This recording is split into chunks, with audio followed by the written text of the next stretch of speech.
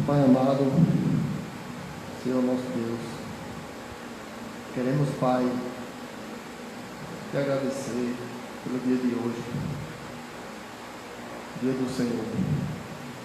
Te agradecemos, Pai, por estar mais um dia na Tua presença, por estarmos aqui, Pai, para prestar culto a Ti, Senhor. Te pedimos, Senhor, que aceite nossos louvores, nossa adoração, Pai. Abre, Senhor, nossos corações, nossa mente para ser edificado, para ouvirmos mais, Pai, para ser mais difícil. É assim que te oramos, Pai, em nome de Jesus. Amém.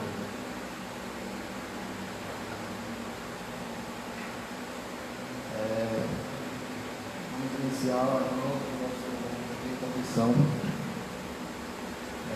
Quero convidar todos que façam orações, pedindo perdão a Deus pelos seus pecados. E após alguns instantes, quero convidar o irmão Jonas a fazer uma oração em nome da igreja.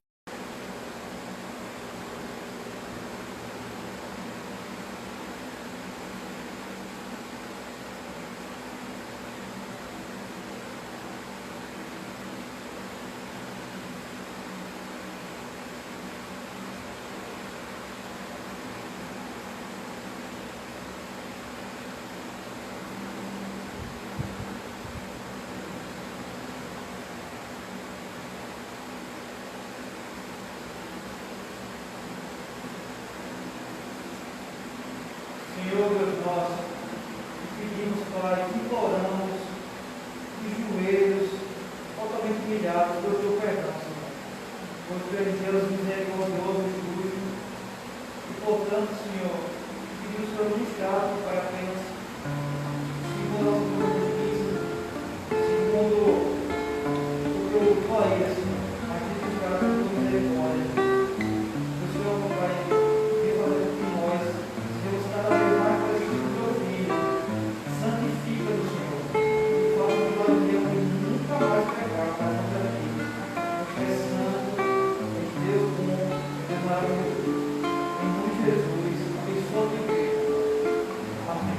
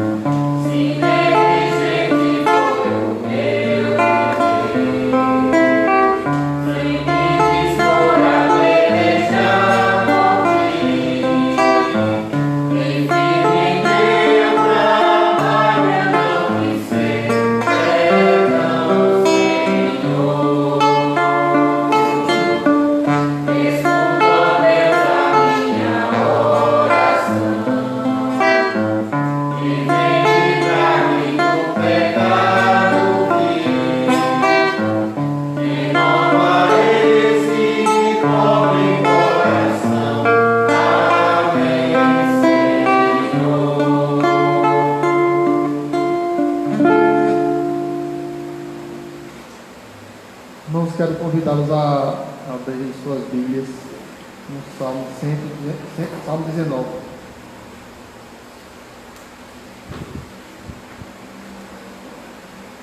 Vamos fazer uma leitura alternada. Salmo 119. Salmo 19.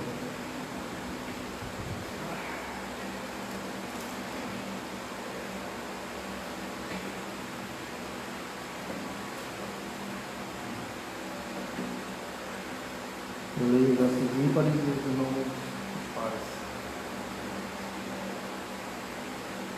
Os céus proclamam a glória de Deus, e o firmamento anuncia as obras das suas mãos. Um dia discursa outro dia, e uma noite revela conhecimento a outra noite. Não há linguagem, nem há palavras, e deles não se ouve nenhum som. No entanto, por toda a terra se faz ouvir a sua voz, e as suas palavras até aos confins do mundo. Aí pôs uma tenda para o sol, O qual, como noivo que sai dos seus aposentos, se regozija como herói, a percorrer o seu caminho. principia de uma extremidade dos céus, e até a outra vai o seu percurso, e nada refoge ao seu calor. A lei do Senhor é perfeita e restaura a alma. O testemunho do Senhor é fiel e dá sabedoria aos simples. Os preceitos do Senhor são retos e alegram o coração. O mandamento do Senhor é puro e ilumina os olhos. O temor do Senhor é límpido e permanece para sempre. Os juízos do Senhor são verdadeiros e todos igualmente justos. São mais desejáveis do que o ouro, mais do que muito ouro depurado, e são mais doces do que o mel e o destilado dos favos. Além disso, por eles se admoesta o teu servo, e nos guardar a grande recompensa. Quem há que possa discernir as próprias faltas, absolve-me das que lhe são ocultas. Também da soberba guarda o teu céu, que ela não me domine. Então serei irrepreensível e ficarei livre de grande transgressão. As palavras dos meus lábios e o meditar do meu coração sejam agradáveis na tua presença, Senhor, rocha minha e redentor meu.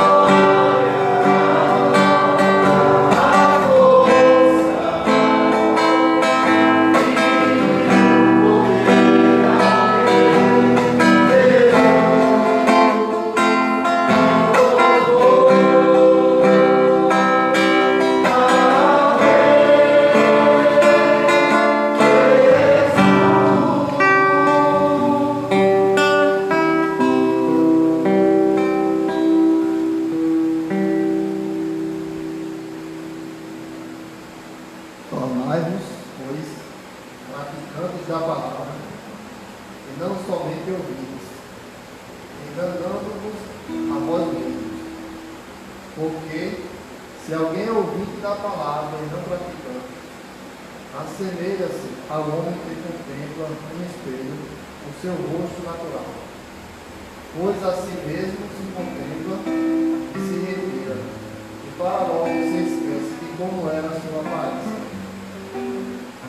Mas aquele que considera atentamente na lei perfeita, lei da liberdade, e nela persevera, não sendo ouvinte negligente, mas operoso praticante, esse será bem-aventurado e realizado. Irmãos, neste momento, peço aos irmãos que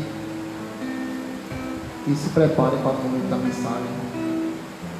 E deixe de lado qualquer pensamento externo e se concentre nesse momento de culto. Que possamos estar de corações abertos, de mente aberta para ouvir o que o Senhor tem a nos dizer.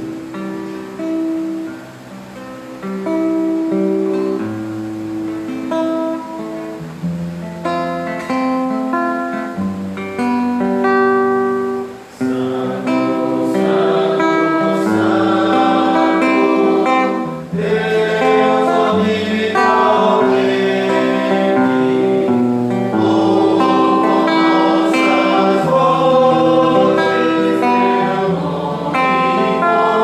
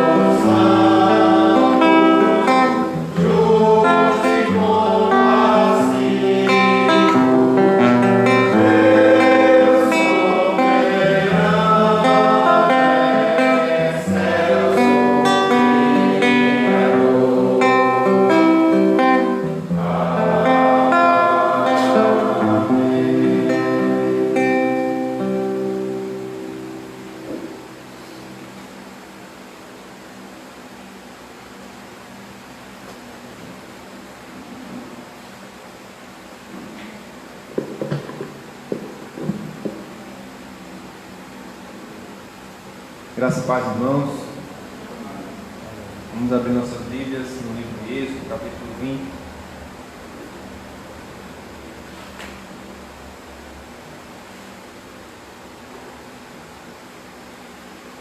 Êxodo, capítulo 20, do verso 8 ao verso 11.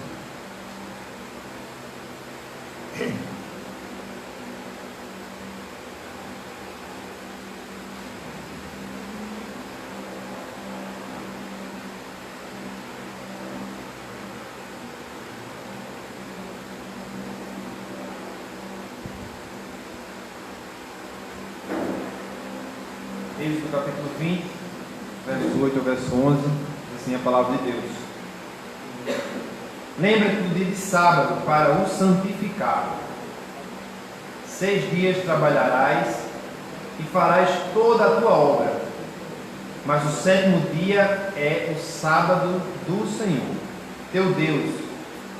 Não farás nenhum trabalho, nem tu, nem o teu filho, nem a tua filha, nem o teu servo, nem a tua serva, nem o teu animal, nem o forasteiro das tuas portas para dentro. Porque em 6 dias fez o Senhor os céus e a terra, o mar e tudo o que neles há, e ao 7º dia descansou. Por isso o Senhor abençoou o dia de sábado e o santificou. Vamos orar, irmãos. Pai amado, nós estamos aqui diante da Tua palavra, Senhor, o 4º mandamento, o qual o Senhor ordenou para o Teu povo, para que assim cumprisse, ó Deus, fazendo da forma com que o Senhor se agrada e vivendo, ó Deus, da maneira para a qual fomos chamados, para o louvor da glória do Senhor. Nos ensina, ó Pai, a Tua palavra, nos faz compreender, ó Deus, ajudados pelo Teu Santo Espírito a nos iluminar, para que a Tua vontade seja compreendida, ó Deus, pelo Teu povo, e assim possamos pôr em prática, viver, ó Deus, de acordo com a Tua vontade. Essa é a nossa oração, em nome de Jesus. Amém. Meus irmãos, nós estamos uma maratona, de exposições acerca dos 10 mandamentos, a lei de Deus. Hoje nos deparamos com o 4º mandamento. Na verdade, já viemos tratando de cada mandamento, cada culto que nós celebramos ao Senhor nos dias passados, e hoje concluímos o que nós entendemos ser a primeira tábua. Os irmãos vão lembrar que os 10 mandamentos foram entregues em 2 tábuas. Uma tábua continha os 4 mandamentos que tratam da nossa relação para com Deus. A outra tábua, 6 mandamentos que tratam da nossa relação para com o nosso semelhante, o próximo. E nisso o Senhor Jesus, ao ser indagado por um judeu na época que ele estava nessa terra, ele resume de forma muito apropriada, dizendo que os 2 grandes mandamentos são estes: amarás o teu Deus acima de todas as coisas e o próximo como a ti mesmo. Então, esses 4 mandamentos, de hoje concluindo, nós entendemos o que Cristo quis dizer com amar a Deus acima de todas as coisas. De forma prática, nós entendemos que o amor é prático, não é apenas um sentimento. Então, como é que eu entendo o que Cristo nos ensinou? Eu vou sentir um amor por Deus acima de qualquer coisa, mas que só se resume a esse sentimento no coração, ou esse sentimento que eu sinto. Não, ele deságua na prática. O que é que eu faço para mostrar o meu amor? Então, da mesma forma que o amor de Deus ele se revela na prática, Deus não amou o mundo e ficou apenas suspirando, com aquele amor romântico de novela. Não, Ele amou o mundo de tal maneira que deu o seu Filho. De forma prática, Ele fez alguma coisa. Da mesma forma que a essência da nossa relação com Deus, que é o amor, ela demonstra por meio do que nós fazemos. Então, esses 4 mandamentos, falando agora de uma breve recapitulação, né? O primeiro mandamento, que nós não devemos ter outros deuses, demonstrando a nossa total confiança, adoração, né? Auxílio quando nós recorremos a Deus e gratidão. Quando ele diz que não devemos fazer imagem de escultura e adorar, mostrando, né, o verdadeiro culto a Deus e como nós nos relacionamos com Deus, entendendo que nada é comparável a Deus, a sua majestade está acima de todas as coisas. Quando ele fala, nós tratamos no domingo passado, né, que não devemos tomar o nome de Deus em vão, mostrando o peso do nome de Deus, como nós assim falamos no domingo passado, entendendo, né, o termo glória significa exatamente isso, o peso, a carga. Então, dando a Deus o devido temor, a devida reverência, a devida honra, e não abusando, que é exatamente o termo em vão, no sentido mais literal, abusando do nome de Deus. E por fim, como que um desfecho, né, uma concretização de tudo isso, Deus nos apresenta o 4º mandamento: lembra-te do dia de sábado para o santificar. Lembra-te do dia de sábado para o santificar. Meus irmãos, eu propus como tema dessa meditação nessa manhã a verdadeira festa, porque nós vamos compreender, analisando esse mandamento, que é exatamente isso que Deus propõe: um dia de deleite, um dia de alegria, um dia de festa. Mas em tudo isso há um contexto do ambiente em que o povo de Israel vivia, na época, o contexto histórico, e um contexto do Novo Testamento, a época de Cristo. Por isso, os teólogos reformadores, eles acertadamente definiam esse mandamento como o único dos mandamentos da lei moral que existia um aspecto cerimonial. E nós hoje claramente sabemos, como igreja neotestamentária, que não estamos no dia de sábado, mas no dia de domingo. Então, aqui, né, nós iremos falar um pouco sobre isso e trazer a compreensão dos irmãos desse aspecto cerimonial que em Cristo se cumpre e o que nós continuamos a observar no mandamento. Mas vamos falar sobre a verdadeira festa, demonstrando que nesse mandamento Deus estabelece o descanso, a consagração e o festejo. São esses os 3 pontos que nós iremos falar essa manhã. No dia da grande festa, da verdadeira festa, nós iremos descansar, consagrar e de fato festejar. É interessante quando nós falamos de festa que normalmente nós temos sempre um motivo para festejar. Se eu estou no dia de hoje pensando na mensagem, né, que eu vou mandar para a Vivian, tem um propósito, né? Na mensagem que eu vou mandar para minha mãe tem um propósito, porque o dia das mães, alguma coisa está sendo organizada por causa de um propósito. O meu filho, quando faz aniversário, completa um ano de vida, nós fazemos uma festa, tudo tem um propósito. Mas percebam que todos esses propósitos são de fato passageiros, mas a verdadeira festa tem um propósito eterno, porque o que nós celebramos eternamente vai ser celebrado: a vitória de Cristo sobre a morte.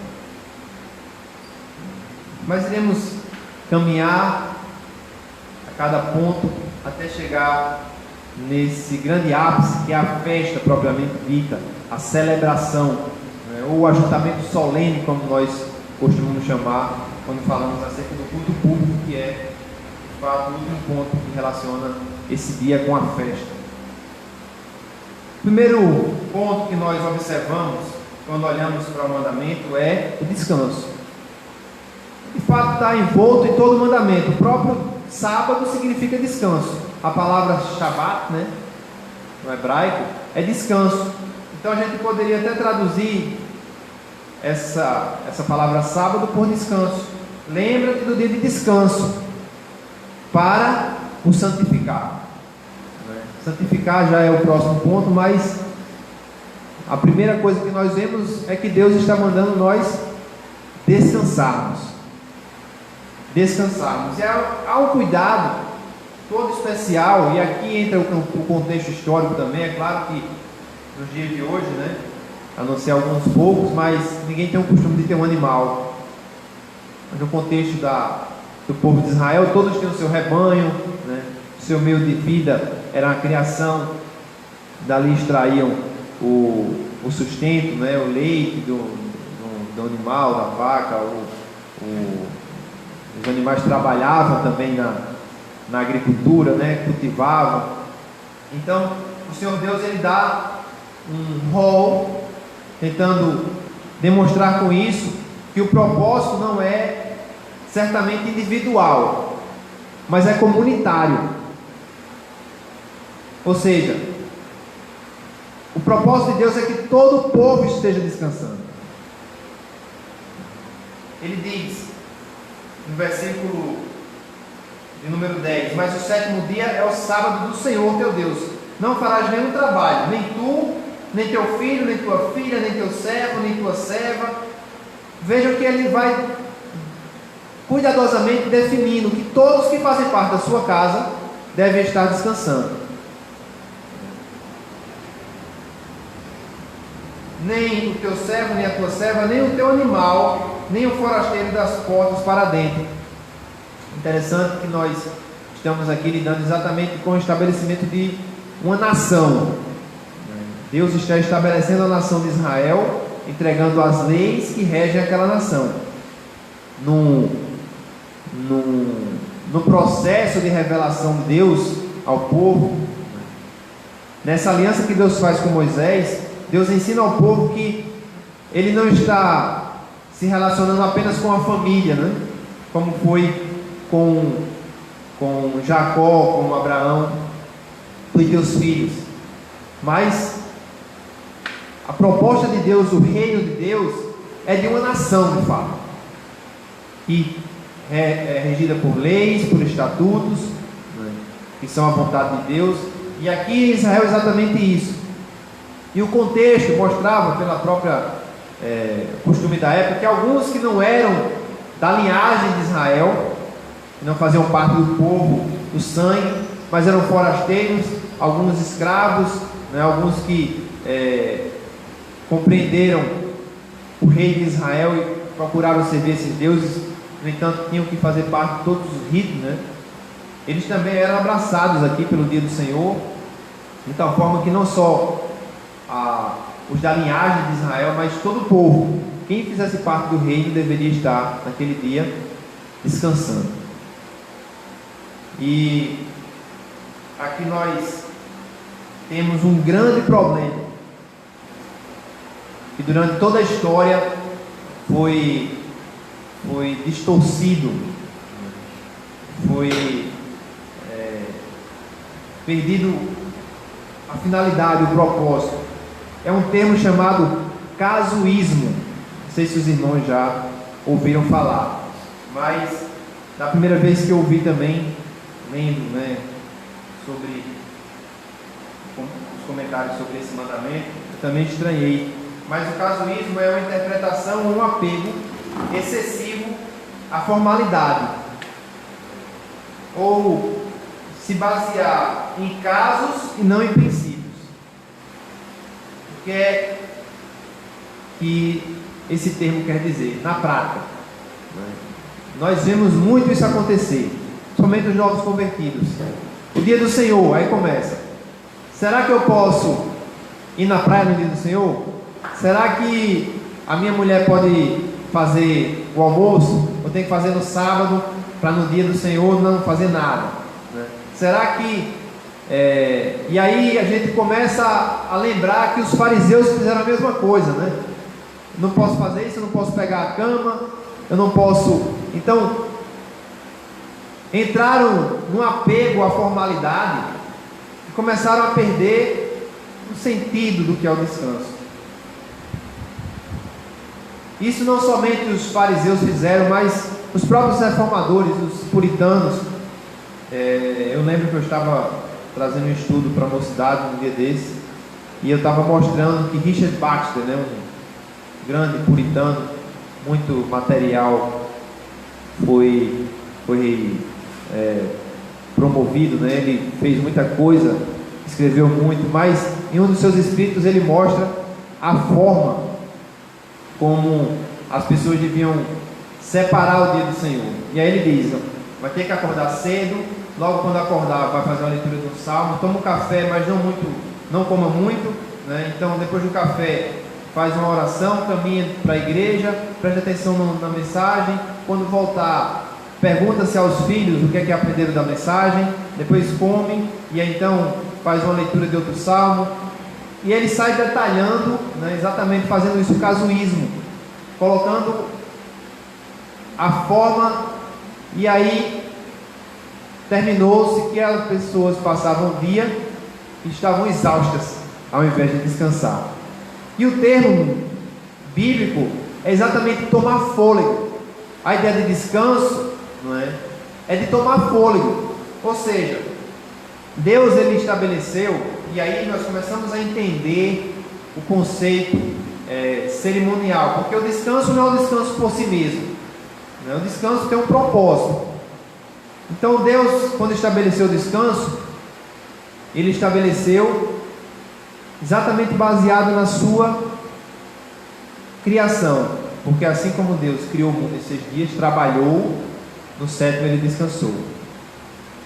Isso naturalmente nos ensina, né, que Deus estabeleceu a criação de forma geral, ou seja, a própria contagem da semana é baseada na criação. Isso não foi uma invenção de fulano, né, ou de um rei. Isso vem desde a criação. Por que a nossa semana não tem 10 dias?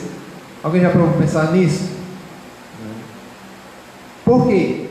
Porque Deus estabeleceu que a nossa contagem do tempo é 7 dias, de acordo com a sua criação.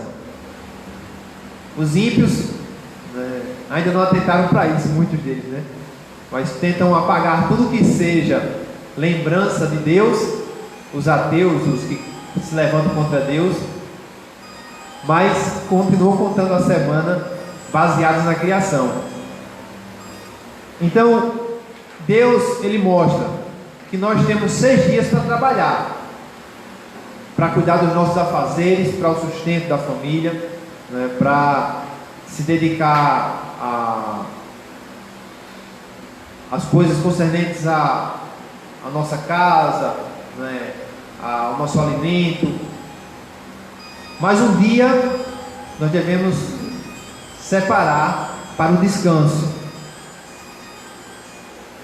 Nós devemos abrir mão do nosso trabalho para colocar o nosso corpo e a nossa mente em Deus. Mas os irmãos devem lembrar que o trabalho foi um castigo. É claro que quando a gente fala trabalho, né, as coisas são muito abrangentes. Eu já ouvi um termo, uma frase de efeito, né, que diz assim: faça aquilo que você gosta e você nunca vai precisar trabalhar. De fato, Adão, quando foi criado, ele não ficou, né, deitado numa rede todos os dias da sua vida. Ele deu nome aos animais, ele fazia alguma coisa, mas ele foi colocado no paraíso com todas as frutas, né, que era o alimento que Deus deu, já ali prontas no pé. Ele estava arrodeado de tudo aquilo que ele precisava. Quando o homem peca, é exatamente o castigo que Deus estabelece: do suor do teu rosto comerás. Então o trabalho se tornou, na compreensão, né, do homem, um castigo de Deus. É claro que o trabalhador é digno do seu salário, né? O trabalho dignifica o homem, porque de fato, se nós não trabalharmos, como iremos viver? A não ser que nós venhamos a roubar. E aquele que é honesto trabalha. Mas o trabalho, o cansaço, a fadiga pelo trabalho demonstrava aos homens, não é, como como por causa do pecado, eles agora estão abaixo, né, embaixo, ou sob o jugo do trabalho. Isso tem um aspecto espiritual. Por isso que o dia de sábado era um dia de descanso, para que os homens lembrassem de como era antes da queda. Mas de fato, o povo de Israel, eles não celebravam, não era uma festa o dia de sábado. Nós celebramos a festa. Eles esperavam o perfeito. E aí nós podemos ver que toda a história de Israel é esperando esse perfeito, esperando o sétimo, o descanso. Não é à toa que Eva coloca o nome do seu terceiro filho de Sete. Quando Eva recebe a promessa que Deus faz, né,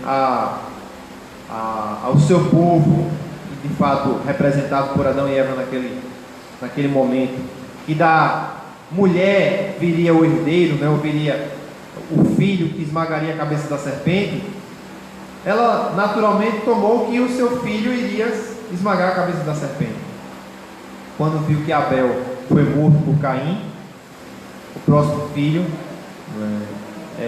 foi colocado o nome de Sete, mas não era Sete, o Messias.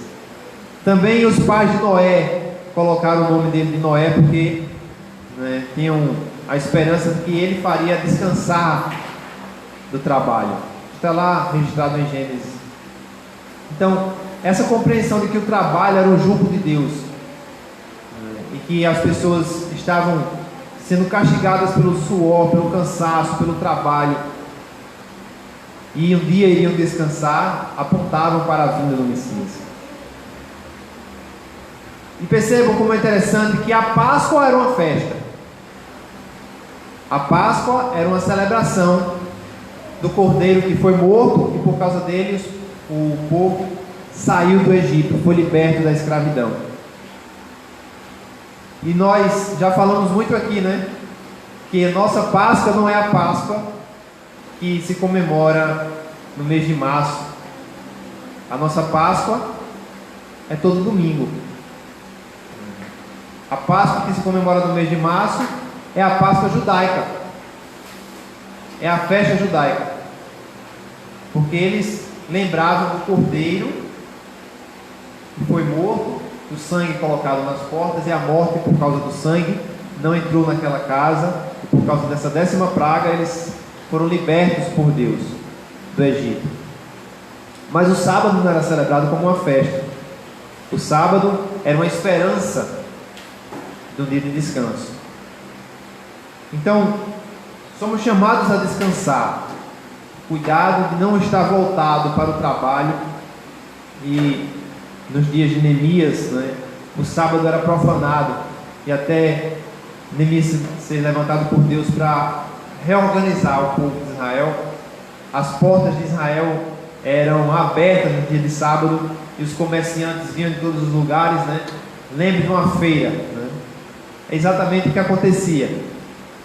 Cada um tem a sua produção no seu lugar e leva para a feira para vender. E então, quando Neemias organiza novamente, ele fecha as portas de Israel no dia de sábado, e fica do lado de fora todas aquelas pessoas, porque estavam preocupadas com os afazeres, com o ganha-pão, esqueceram o dia do Senhor. O dia do Senhor é um dia de descanso.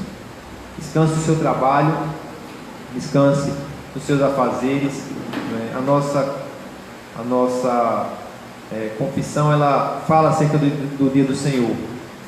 De fato, existem algumas exceções à regra, exatamente porque o próprio Deus estabelece que o princípio está acima da forma.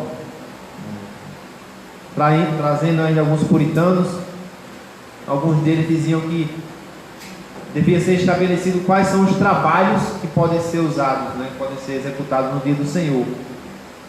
Por exemplo, o enfermeiro, o médico, o policial, tem uma função essencial, exatamente como a nossa confissão diz, os trabalhos de misericórdia e assistência. cuidado, eles não podem ser negligenciados. A gente, mesmo que aquela parábola, né, do samaritano não fale sobre isso, mas suponhamos que a gente está no caminho para ir para a igreja e alguém sofre um acidente, alguém está ali sofrendo por causa de um acidente, hoje é o dia do Senhor, então outra pessoa ajuda esse cidadão aí, porque eu não tenho que ir para a igreja. Não é esse o sentido, né? Nós temos que entender que a forma, ela não está acima do princípio. De forma geral, nós separamos o dia, descansamos, né? E então, um exemplo muito interessante que um dos teólogos fala sobre isso é que os puritanos, eles diziam que o cuidado com a lavoura, ela devia ser desprezada, ou com os animais, devia ser desprezado dentro do Senhor. Mas aí então o próprio Senhor Jesus, ele diz, né, se o animal estiver atolado, quem conhece um pouco da realidade de um sítio, né, se uma vaca fica atolada no lamaçal, dia de chuva, a vaca se atola, ela vai morrer. Se não tirar ela de lá, ela morre. O peso dela sobre os seus órgãos, ou então cai no poço, quem é que não vai acudir? Vai deixar sofrer, né? Então deve haver um cuidado, entender o princípio. Descanso é de forma geral, mas algumas coisas, né, algumas situações em essencial devem tocar o nosso coração, para que nós não venhamos a negligenciar o amor, né, o cuidado, o próprio temor a Deus, porque quando nós não amamos a quem nós vemos, como poderemos amar a Deus a quem nós não vemos? Mas o descanso, ele não tem uma finalidade em si mesma. Ele tem um propósito que nos leva a fazer alguma coisa naquele dia. Não é somente descansar por descansar. E então, o segundo aspecto é a consagração. E o termo consagrar é investir de caráter ou funções sagradas alguma coisa. Então, quando nós participamos da ceia, os elementos são consagrados. Todo mundo tem pão em casa, suco de uva, vinho, né? Algumas igrejas usam vinho, outros suco de uva. É o fruto da vida, como diz as Escrituras. Mas não comem o pão quando acordam de manhã, né? Com a manteiguinha, com o pão com ovo, de forma consagrada. Da mesma forma, né, que os elementos, antes de entrarem à igreja, antes de nós orarmos, pedindo que Deus abençoe, eles têm a sua finalidade natural, comum. Mas a partir do momento que eles são consagrados, né, eles tomam um caráter sagrado. Da mesma forma, é o dia do Senhor. Esse dia ele toma um caráter sagrado. Não porque o dia em si, né, o domingo, tem um poder, esse dia é um dia poderoso. Não está no dia em si, mas na forma como nós, né, revestimos o dia. Da mesma forma que o pão, o vinho, ele não tem um poder em si. Diferente do que os católicos imaginam, né? O elemento, ele não muda de substância. O elemento, ele não toma a forma, a substância da carne. O poder não está no elemento em si, mas num caráter sagrado que foi definido, né? O que pela bênção de Deus ele tomou.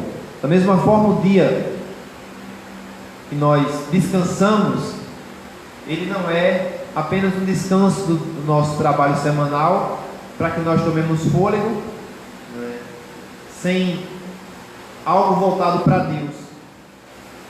Pelo contrário, é exatamente por isso que Deus ele requer um descanso comunitário. E percebam que aqui nós estamos falando do mundo de forma geral, mas do povo de Deus.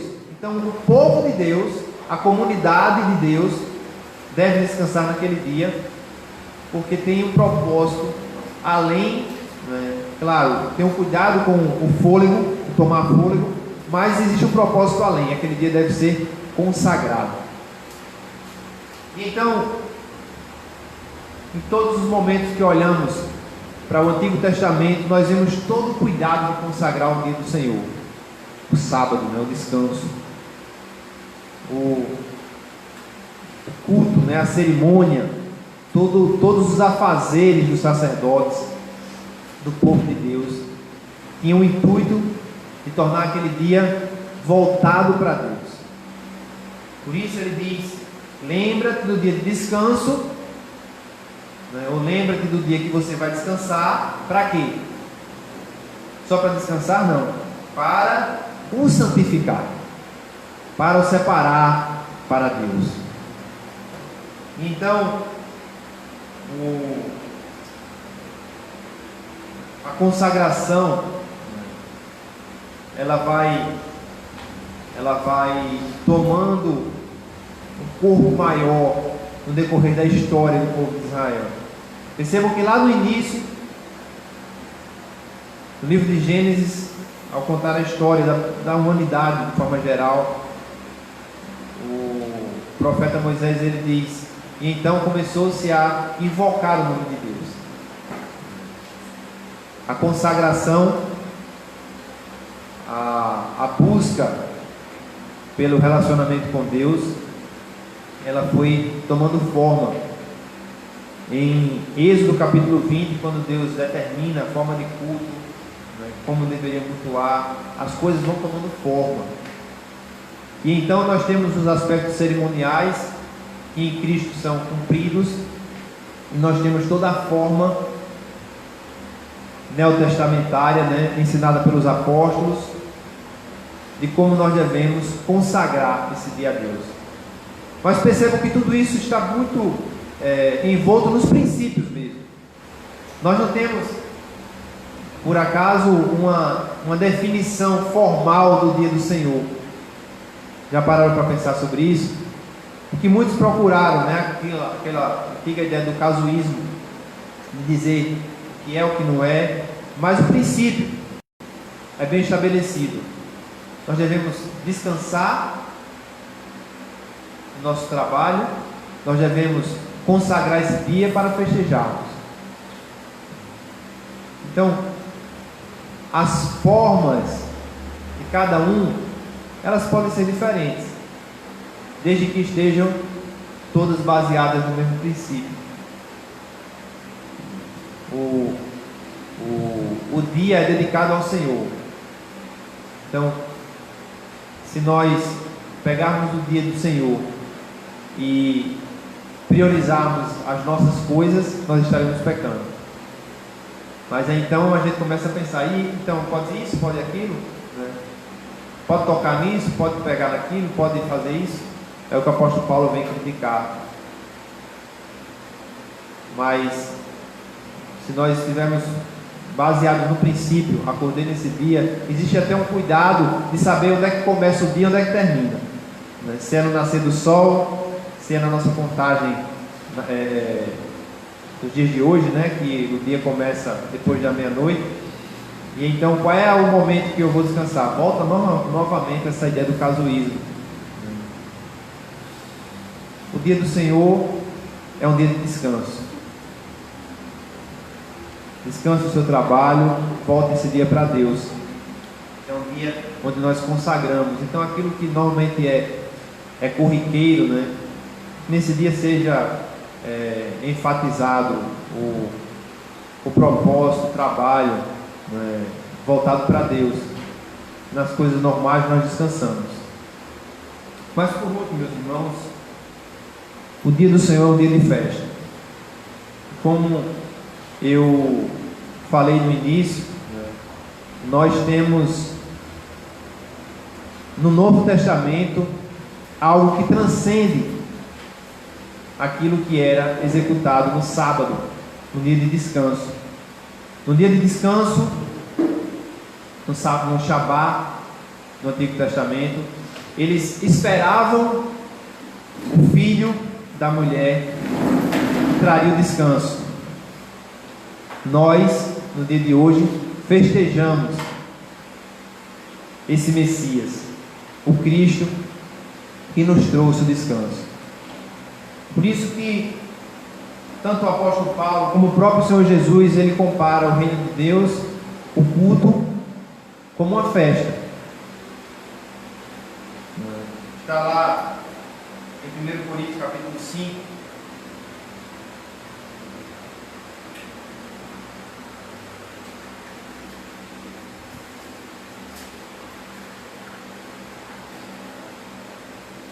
Capítulo 5, versículo 7 em diante, diz assim: lançai fora o velho fermento, para que sejais nova massa, como sois de fato sem fermento, pois também Cristo, nosso Cordeiro Pascal, foi imolado.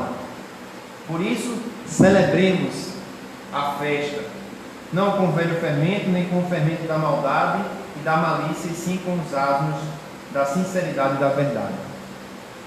O apóstolo Paulo vem mostrando, vem criticando, vem exortando a igreja de Coríntios, que estava recheada de dissensões, de divisões, e o culto era um culto dividido.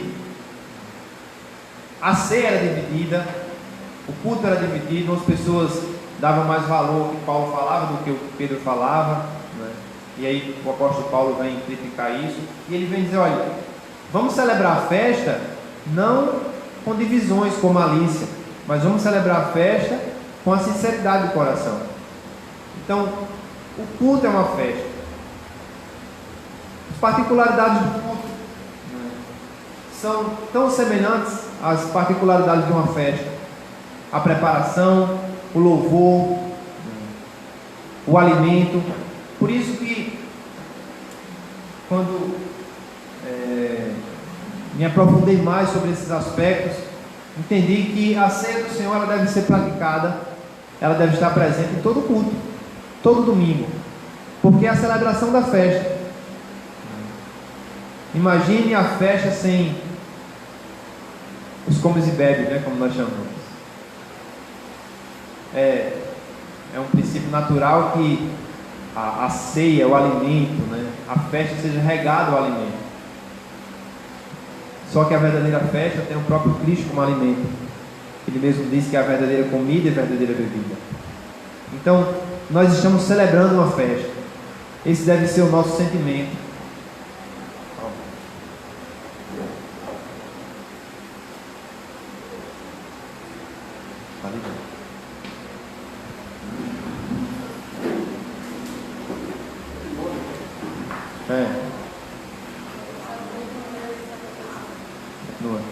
Então, a festa é o verdadeiro sentido do dia do Senhor.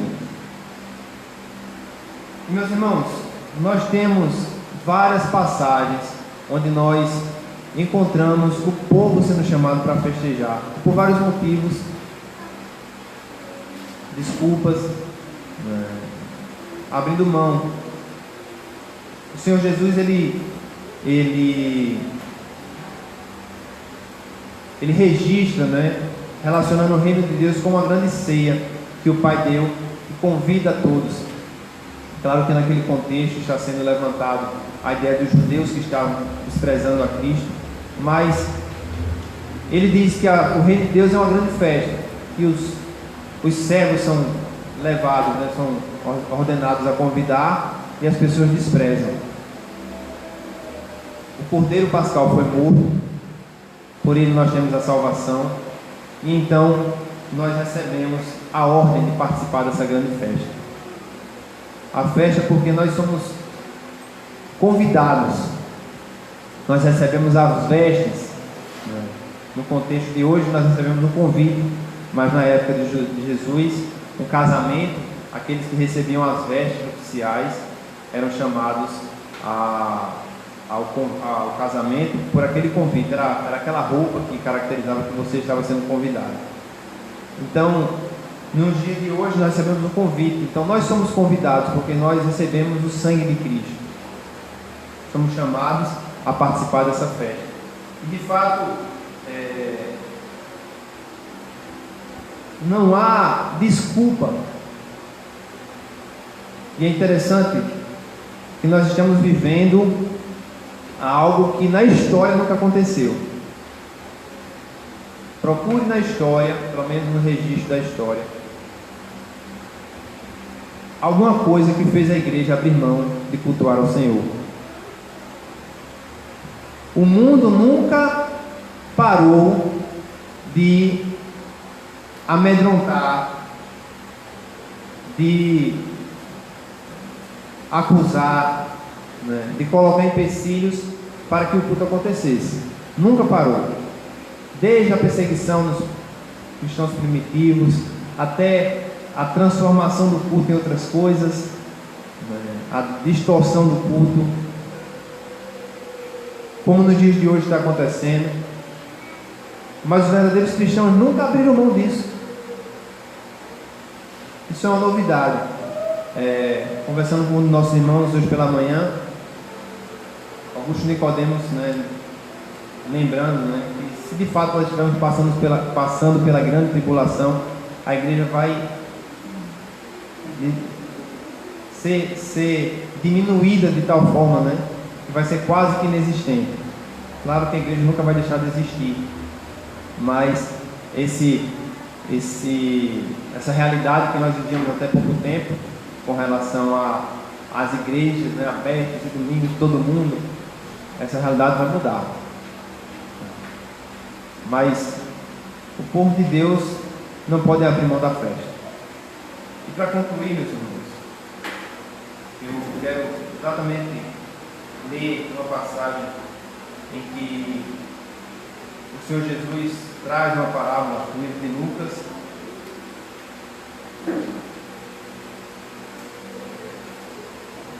capítulo 14,